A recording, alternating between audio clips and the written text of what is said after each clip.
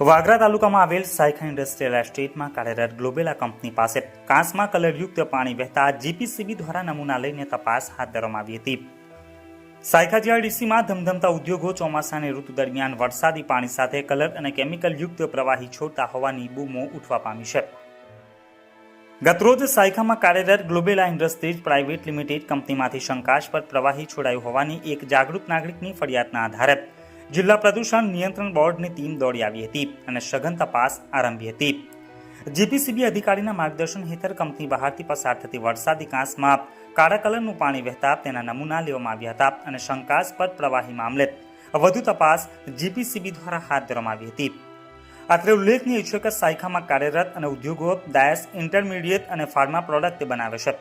કેટલાક બેજવાબદાર ઉદ્યોગો વરસાદ શરૂ થતાં જ કેમિકલયુક્ત તેમજ કલરયુક્ત પ્રવાહી વરસાદી પાણીની ઓટમાં છોડી દેતા હોય છે। ભૂતકાળમાં જીપીસીબી દ્વારા અનેક ઉદ્યોગોને તાળાબંધી કરવામાં આવી છે, ત્યારે વધુ એક શંકાસ્પદ મામલો સામે આવતા ગતરોજ બપોરે 3 કલાકે જીપીસીબીની ટીમ સ્થળ ઉપર દોડી આવી હતી અને તપાસ હાથ ધરી હતી।